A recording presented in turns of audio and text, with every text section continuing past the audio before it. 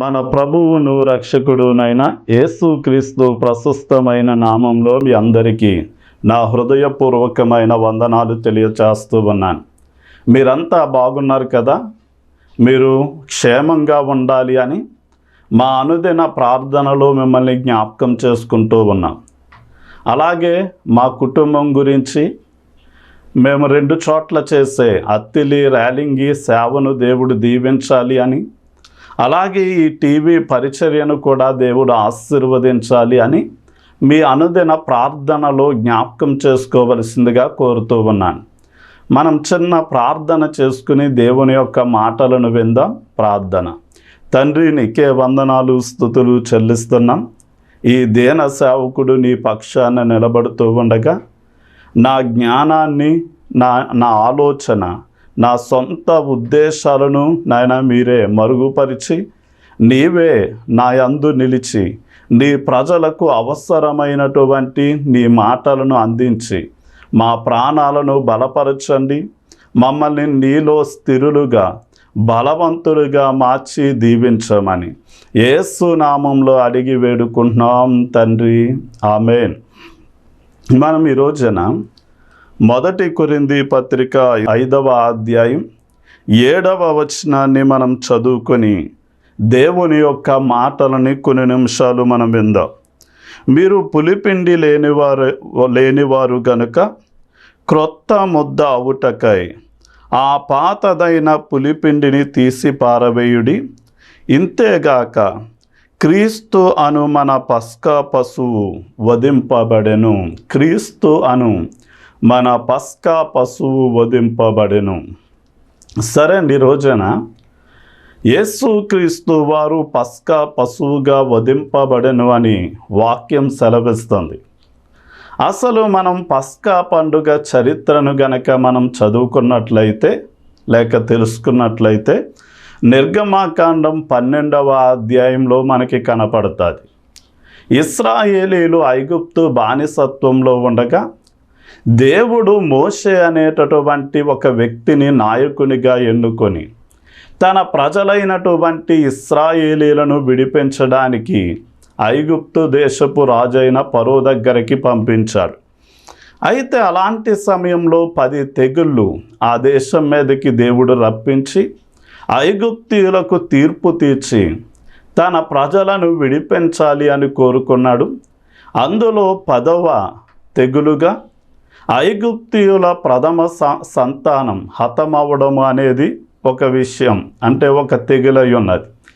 అయితే దేవుడు అన్నాడు, ఇశ్రాయేలీల ప్రజలారా, ఇదిగో మీ యొక్క సంతానం హతమవ్వకూడదు అంటే ఒక నిర్దోషమైనటువంటి ఒక మగ గొర్రె పిల్లను కానీ లేక మేకలలో మగ మేకను కానీ ఒక ఏడాదిలోపు ఉన్న ఎలాంటి లోపము లేని ఒక మేక పిల్లను తీసుకొనండి. ఆ పస్కా పండుగ రోజున దాన్ని వధించి దాని యొక్క రక్తము ఒక పళ్ళెంలో పట్టి ఒక ఇస్సోపు కుంచెతో మీరు ఆ యొక్క మీ ఇంటి నిలువ కమ్ములకు పైన ఉన్నటువంటి అడ్డకమ్మికి పూయండి. అదేవిధంగా శుద్ధి చేయబడినటువంటి మాంసాన్ని మీరు కాల్చి వండుకొని మీరు పులియనటువంటి రొట్టెలతోనూ చేదు ఆకుకూరలతోనూ దాన్ని భుజించండి. ఎలా భుజించాలి అంటే నడానికి టవలు కట్టుకుని కాళ్ళకు చెప్పులు వేసుకుని మీరు త్వరపడుతూ దానిని మీరు భుజించండి అన్నాడు. అలా వారు చేసినప్పుడు ఆ రాత్రి వచ్చినటువంటి సంహారకుడు ఏ ఇంటికైతే గొర్రెపిల్ల రక్తము పూయబడిందో ఆ ఇంటిని దాటి వెళ్ళిపోయాడు. ఐగుప్తు దేశంలో ఉన్నటువంటి ఖైదీ ప్రథమ సంతానము మొదలుకొని ఫరో యొక్క ప్రథమ సంతానము వరకు మరణించడము అన్నది జరిగింది. ఆ యొక్క పస్కా గొర్రెపిల్ల రక్తము ద్వారా దేవుడు ఐగుప్తు బానిసత్వం నుండి ఇశ్రాయేలీలను విడిపించి వారిని నడిపించడం జరిగింది.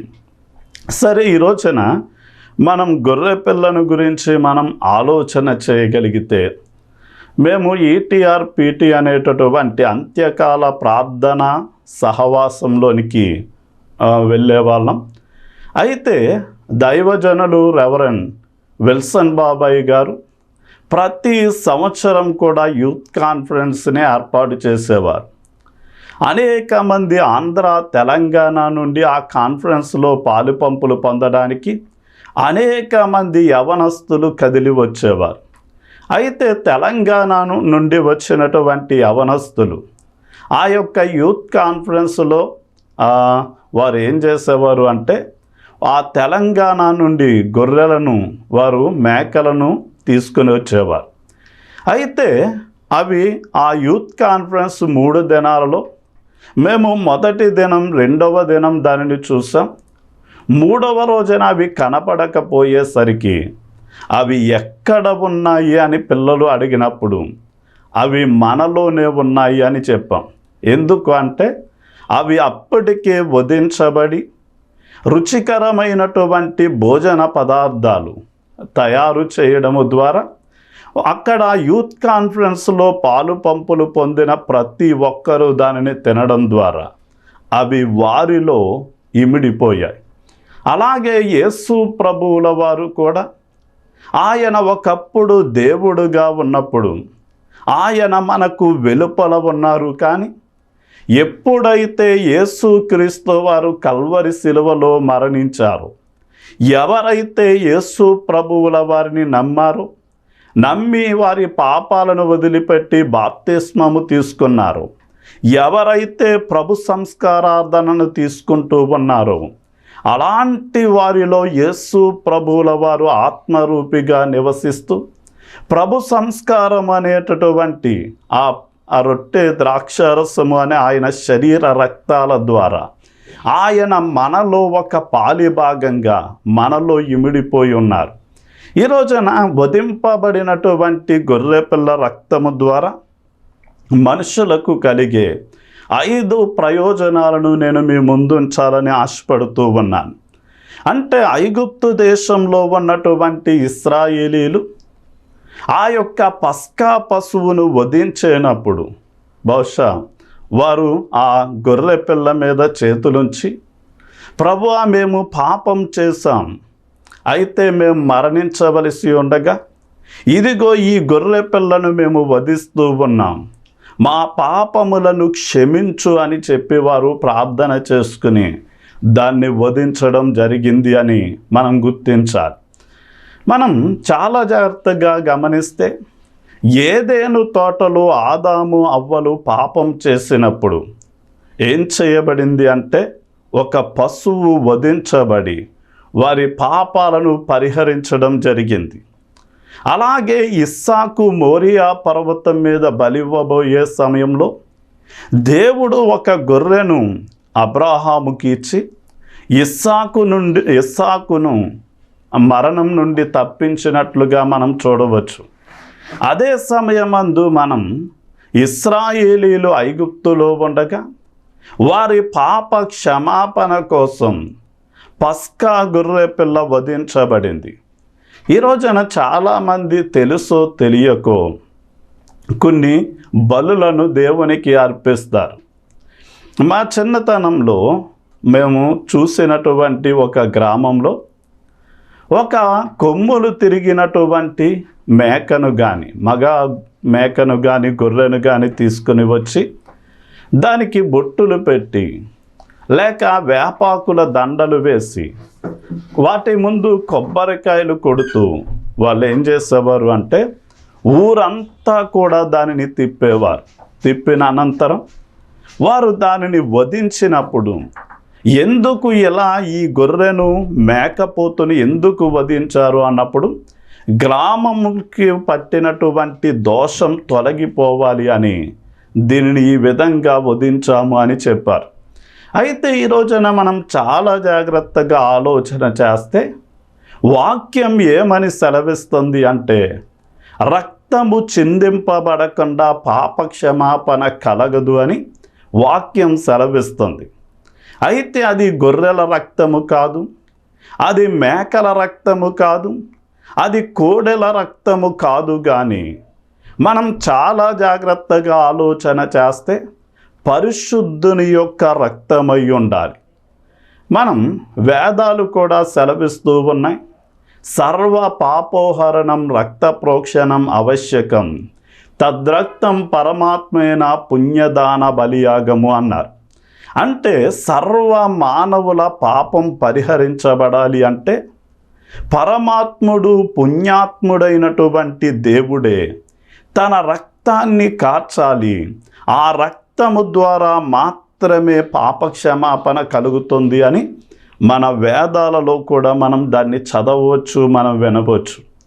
అయితే ఈ రోజున యేసుక్రీస్తు వారు ప్రతి మానవుని పాపం క్షమించాలి అని ఆయన దేవుడై ఉండి ఆయన తన దైవత్వ స్థానం నుండి ఒక మానవుడిగా దిగివచ్చి ఆయన కల్వరి శిలువలో మరణించడము ద్వారా ఆయన ఆఖరి రక్తపు బొట్టున వరకు కాచి ఆయన మన పాపముల నిమిత్తం చనిపోయి మూడవ దినాన్న తిరిగి లేచాడు. ఎవరైతే ఆ గొర్రెపిల్ల రక్తమును ఆశ్రయిస్తారో, వారి మీద ప్రోక్షించుకుంటారో, అనగా వారి పాపములను గుర్తించి ఒప్పుకొని వదిలిపెట్టి ప్రభువా మమ్మల్ని క్షమించమని అడిగిన ప్రతి ఒక్కరిని కూడా ఆయన ఏం చేస్తాడు అంటే క్షమించి వారిని నీతిమంతులుగా పరిశుద్ధులుగా తీరుస్తాడు. అంటే యేసుక్రీస్తు వారి రక్తము ద్వారా తప్ప మరి ఏ విధంగానూ పాపక్షమాపణ కలగదు అని మనం చాలా జాగ్రత్తగా తెలుసుకోవాలి. సరే, ఈరోజున వారు ఆ గొర్రెపిల్ల రక్తమును నిలువు కమ్ములకు పైన అడ్డకమ్మికి పూసిన తర్వాత వారు లోపల ఉండి ఆ యొక్క పస్కా పశువును చేదుకూరలతో పులియని రొట్టెలతో భుజిస్తూ ఉన్న సమయంలో సంహారకుడు ఆ దేశంలో సంచరిస్తూ ఉన్నాడు. ఎవరి గుమ్మానికైతే గొర్రెపిల్ల రక్తము పూయబడిందో ఆ ఇంటిని దాటి వెళ్ళిపోయాడు.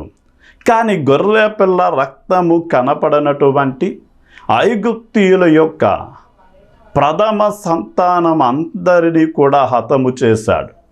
ఈ రోజున మనం చాలా జాగ్రత్తగా ఆలోచన చేస్తే ఏమంటే ఈ రోజున పాపము చేసిన లేక నేరము చేసిన ప్రతి ఒక్కరూ కూడా శిక్షను అనుభవించాలి. అయితే యేసుక్రీస్తునందున్న వారికి ఏ శిక్షా విధియు లేదు అని, అంటే యేసయ్యను విశ్వసించిన వారు తీర్పు నుండి మరణం నుండి రక్షింపబడతారు అని మనం తెలుసుకోవాలి. ఉదాహరణకి ఎలా వారు తప్పించబడ్డారు అని ఆలోచన చేస్తే వారు చేసిన పాపాన్ని బట్టి వారు ఏం చేశారు అంటే ఒక గొర్రెను వధించినప్పుడు వారికి బదులు ఆ గొర్రె మరణించింది. అది దేనిని సూచిస్తుంది అంటే ఇదిగో మా పాపములను క్షమించడం కోసం దేవుడే మానవ రూపిగా వచ్చి ఆయన దారుణమైనటువంటి మరణాన్ని పొందుతాడు. ఆయన కాచిన రక్తము ద్వారా మా పాపాలు పరిహరించబడతాయి. ఆయన పొందిన దెబ్బల చేత మాకు స్వస్థత కలుగుద్ది. మేము తీర్పు నుండి మరణం నుండి తప్పించబడి నిత్య జీవమైన పరలోకం చేరతాము అని ఎవరైతే విశ్వసిస్తారో వారి పాపాలు నేరాలు క్షమించబడమే కాకుండా వారిని దేవుడు నీతిమంతులుగా మార్చి వారు తీర్పులోనికి అగ్ని ఆరని నిత్య నరకంలోనికి వెళ్ళిపోకుండా వారిని రక్షిస్తాడు అనేటటువంటి విషయాన్ని మనం తెలుసుకోవాలి. ఇక వధింపబడినటువంటి గొర్రెపిల్ల రక్తము ద్వారా కలిగే మూడవ ప్రయోజనము ఏంటి అంటే మనల్ని బానిసత్వం నుండి విడిపిస్తాడు అని మనం తెలుసుకోవాలి. అంటే గదిలోనికి వెళ్ళినటువంటి ఇశ్రాయేలీలు నడానికి టవలు కట్టుకొని వారు చెప్పులను తొడుక్కొని వారు త్వరపడుతూ ఆ పస్కా పశువును భుజిస్తూ ఉండగానే దేవుడు వారిని ఐగుప్తు బానిసత్వం నుండి ఏం చేశాడు అంటే విడిపించాడు అని మనం గుర్తించాలి. ఈ రోజున నీవు కూడా ఎలాంటి బానిసత్వంలో ఉన్నావు అని మనం ప్రశ్న వేసుకుంటే చాలామంది అంటారు, మేము బానిసలుగా ఉండడం ఏంటి, ఇదిగో మాకు స్వాతంత్ర్యము అనేది 1947లోనే బ్రిటిష్ ప్రభుత్వం నుండి మాకు స్వాతంత్రం వచ్చింది, మేము ఎవరికి బానిసలం కాదు అని మనం చెప్పొచ్చు. కానీ ఒక రోజున యేసుక్రీస్తు వారు కూడా ఈ ప్రశ్న వేసినప్పుడు ఇశ్రాయేలీలు కూడా ఇదే మాట అన్నారు, ఇదిగో మేము ఎప్పుడూ ఎవనికి బానిసలుగా లేము అన్నారు. అప్పుడు యేసయ్య వారితో చెప్పిన మాట ఏంటి అంటే, పాపము చేయు ప్రతివాడు పాపానికి బానిసై ఉన్నాడు అన్నాడు. ఈ రోజున చాలామంది త్రాగుడికి బానిసైపోతున్నారు, జోదానికి బెట్టింగులకి బానిసలైపోతూ ఉన్నారు, లేక అక్రమమైనటువంటి సంబంధాలకు బానిసలైపోతున్నారు. ఇలా చెప్పాలి అంటే ప్రతి మనిషి కూడా ఏదో ఒక చెడు అలవాట్లకు ఏమైపోతున్నారు అంటే బానిసలైపోతున్నట్లుగా మనం చూడొచ్చు. కనుక మనం చాలా జాగ్రత్తగా ఆలోచన చేయగలిగితే మనల్ని బానిసత్వం నుండి విడిపించేది ఎవరు అంటే ప్రభువైనటువంటి యేసుక్రీస్తు వారు. ఆయన రక్తమే మనల్ని విడిపిస్తుంది అని మనం తెలుసుకోవాలి. ఈ రోజున పంజరంలో ఉన్న ప్రతి పక్షి నేను స్వేచ్ఛగా ఉండాలని కోరుకుంటుంది. బోనులో ఉన్న ప్రతి జంతువు కూడా ఆ విడుదలను కోరుకుంటుంది. అలాగే చెరసాలలో ఉన్న మనిషి కూడా నేను చెరసాల నుండి విడిపించబడాలి అని కోరుకుంటాడు.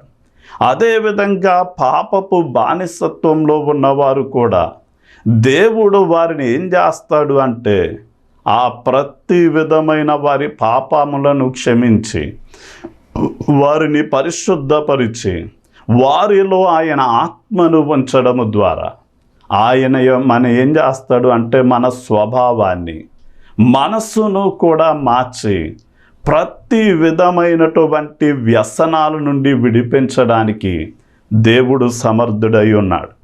కనుక వధింపబడినటువంటి గొర్రెపిల్ల ఆయన మన పాపమును పరిహరించి మనల్ని మరణము నుండి తీర్పు నుండి తప్పించి మనల్ని ప్రతి విధమైన పాపపు బానిసత్వం నుండి విడిపించడమే కాకుండా ఆయన మనకేం చేస్తాడు అంటే నూతన సృష్టిగా మనలను చేస్తాడు అని మనం తెలుసుకోవాలి.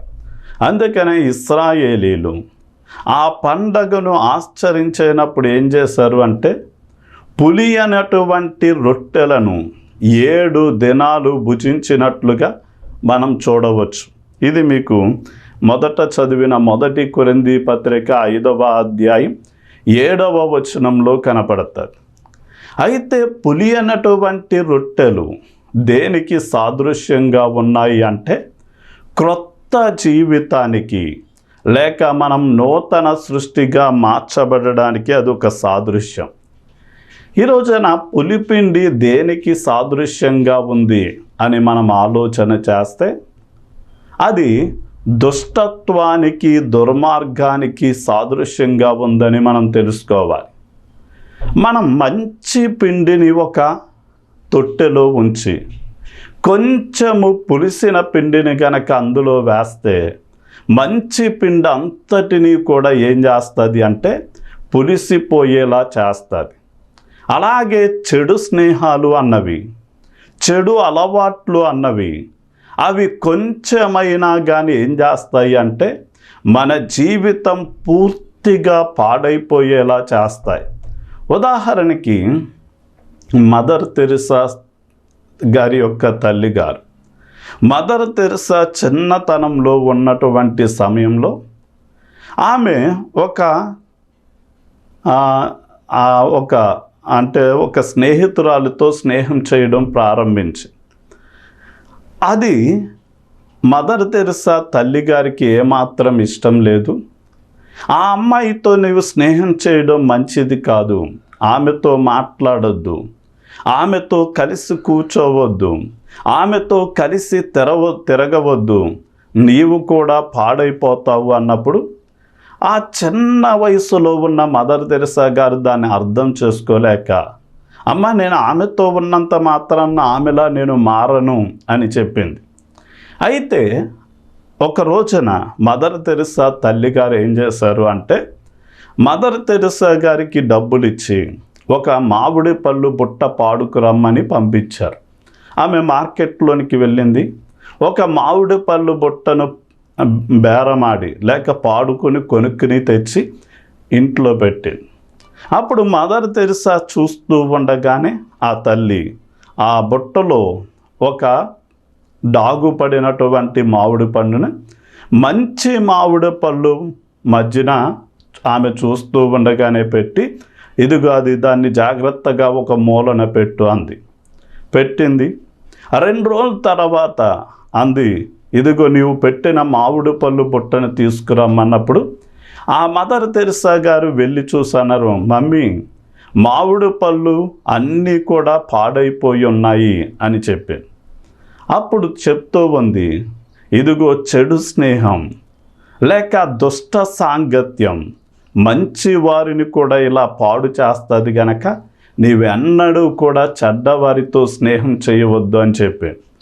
అంటే మంచి సువాసన భరితమైనటువంటి పరిమళ తైలంలో పడినటువంటి చిన్న ఈగ ఆ తైలము కంపు కొట్టేలా చేసినట్లుగానే మనకున్న చిన్న చిన్న చెడ్డ ఆలోచనలు, చెడ్డ కోరికలు, చెడ్డ నిర్ణయాలు, చెడు స్నేహాలు, వ్యసనాలు అనేవి మన జీవితాన్ని పాడు చేస్తాయి గనక అలాంటి పులిసిన పిండెను అనగా దుష్టత్వాన్ని, దుర్మార్గాన్ని వదిలిపెట్టి పులియనటువంటి రొట్టె దేనిని సూచిస్తుంది అంటే సత్యాన్ని సూచిస్తూ ఉంది, లేక నిష్కపటమైన మనస్సును చూపిస్తూ ఉంది. అంటే మనం అబద్ధాలు, మోసాలు చేయకుండా నిష్కాపట్యము కలిగిన వారిగా, అలాగే సత్యాన్ని అనుసరించేటటువంటి వారిగా మనము జీవించడానికి దేవుడు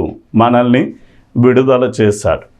ఇక చివరిగా గొర్రెపిల్ల రక్తము మనల్ని ఏం చేసింది అంటే, ప్రకటన గ్రంథం 5వ అధ్యాయం 9, 10 వచనాలు చూస్తే, గొర్రెపిల్ల రక్తము ద్వారా యేసయ్య అనగా తన స్వరక్తము చేత మనల్ని కొని దేవునికి ఒక రాజ్యముగా మనల్ని యాజకులుగా చేశాడు. అంటే దేవునికి మనం ఒక రాజ్యంగా ఉండడం అంటే ఏంటి అంటే, ఉదాహరణకి దేవుడు మన ఇంటికి అధిపతి అయితే, మనము ఆయన మనకు రాజు అయితే, మనము ఆయన యొక్క రాజ్య సభ్యులమైతే, యేసుక్రీస్తు వారు మన జీవితంలో, మన కుటుంబంలో రాజుగా ఉండి మనల్ని పరిపాలన చేస్తే మన జీవితం ఎలా ఉంటుంది అంటే శాశ్వతమైనటువంటి భద్రత కలిగిన వారిగా ఉంటాం. అంటే శాశ్వతమైనటువంటి క్షేమం కలిగిన వారిగా ఉంటాం. శాశ్వతమైనటువంటి శాంతి సమాధానాలు కలిగిన వారిగా, ఏ పరిస్థితి కూడా మనల్ని కల్వరపరచదు అని మనం తెలుసుకోవాలి.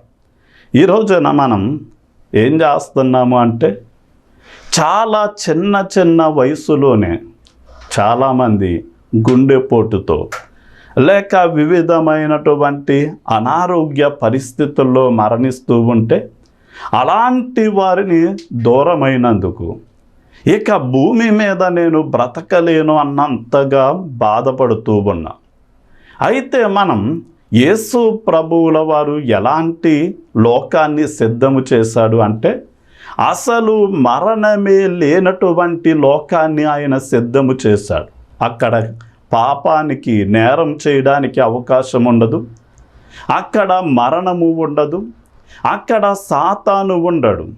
అక్కడ ఎలా ఉంటుంది అంటే, మనం యుగాలు భద్రంగా ఉండగలుగుతాం, క్షేమముగా ఉండగలుగుతాం.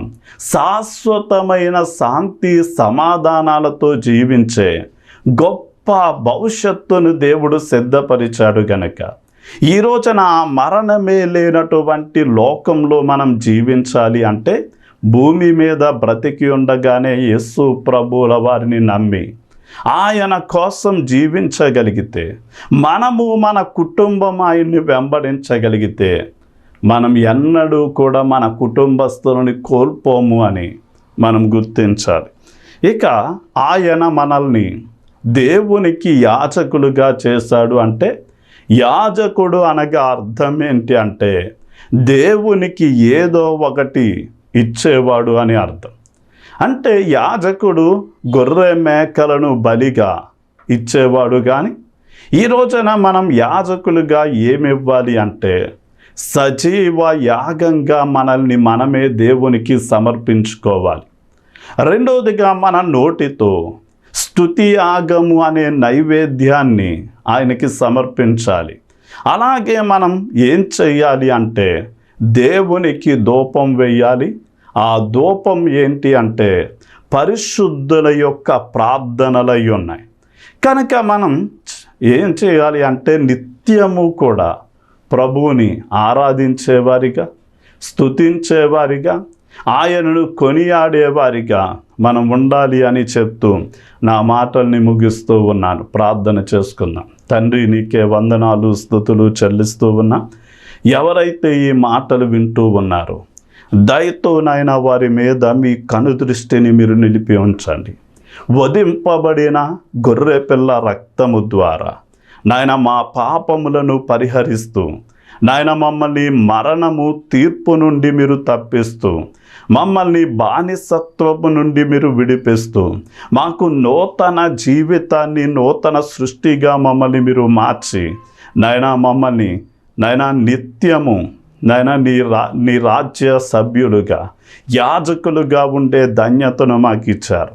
ఎందరైతే ఈ మాటలను నేను వింటూ ఉన్నారో వారిలో మీరు విశ్వాసాన్ని ఉద్భవింపచేయండి నాయన. వారు నీ రక్తమును ఆశ్రయిస్తూ ఉండగానే ప్రతి పాపముల నుండి మీరు క్షమించండి, ప్రతి సమస్యల నుండి మీరు విడిపించండి. వారు ఎలాంటి సమస్యలలో బంధింపబడి ఉన్నా ఐగుప్తు దేశం నుండి నీ ప్రజలను విడిపించినట్లుగానే నాయన నీవు నీ బిడ్డలు నిన్ను నమ్మిన వారిని ప్రతి పాపము నుండి, వ్యసనముల నుండి, సమస్యల నుండి మీరు తప్పించి విడిపించి మేలు చేయమని యేసు నామంలో అడిగి వేడుకుంటున్నాం తండ్రి. ఆమేన్. ఆమేన్.